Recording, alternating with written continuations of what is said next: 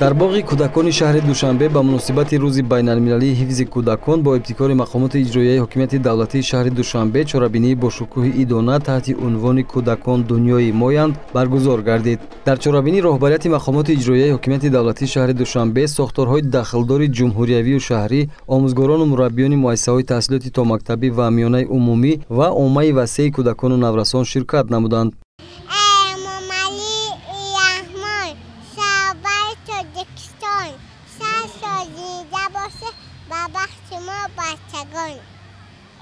چرابینی نخست با پیشنهاد نمایش هنر و ایجاد و دستاوردهای کودکان و نورسان پایتخت، آزمون و مسابقه‌های فرهنگی و معرفتی و فراغتی و ورزشی با شرکت کودکان و نورسان جریان گرفت. در این مکان دستاوردهای کودکان و نورسان و هنرهای مردمی که همه محصول دستان نورسان و کودکانند به نمایش گذاشته شد. ناحیه‌های پایتخت گوشه‌های خود را آراسته بودند. کودکان پایتخت از هنر و استعداد خود والدان و دیگر اشتراکداران چرابینی فرهنگی را واقف نمودند. هیئت مهمانان از هر گوشه آراسته و هنرمندی دیدن کردند.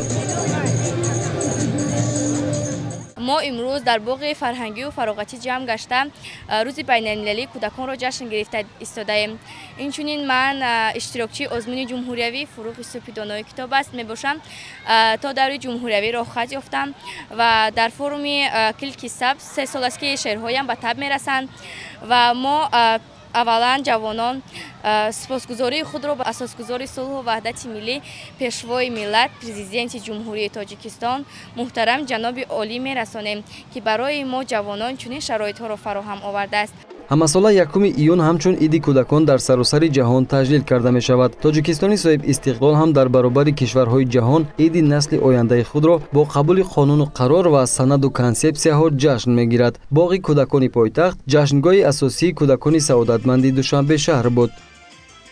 پرچم تاجیکستان 3 رنگ کرده در بر، از روی آن شکفته گل‌های 7 اختر.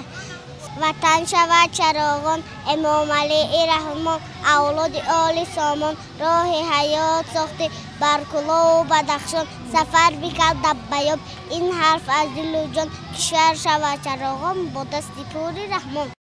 چرابینی اساسی در امفی‌تئاتر باغ کودکان شروع شد. در آغاز برنامه فرهنگی نخست پیام شادباشی مقامات اجرایی حکومت دولتی شهر دوشنبه به مناسبت روز بین‌المللی حفظ کودکان ارائه گردید. معاون رئیس شهر دوشنبه عادلزاده دلبر ضمن سخنرانی از جمله ابراز داشت که کودکان گل‌های زندگی، معنی حیات و در مجموع دنیای رنگین و بی‌آلایش ما بوده آینده سازان جامعه و فردای رخشنده بشریت میباشند. این است که در همه دور و زمان به مسئله حفظ حقوق و منفعت‌ها، تعلیم و تربیه، تامین حیات ارزنده، انکشاف روانی و جسمانی و فراغت و استراحت کودکان و نورسان توجه مخصوص ظاهر گردیده. اینک طول زیاده از نیم عصر تجلیل گردیدن روز بین‌المللی حفظ کودکان اثبات این گفته ها می باشند. در جریان این چرابینی به غالبان آزمون و مسابقه های دایر گردیده به مناسبت روز بین‌المللی حفظ کودکان دیپلم و سپاسنامه و تحفه های آماده نموده مقامات اجرایی حکومت دولتی شهر دوشنبه در وضعیت تنتنوی تقدیم کرده شد.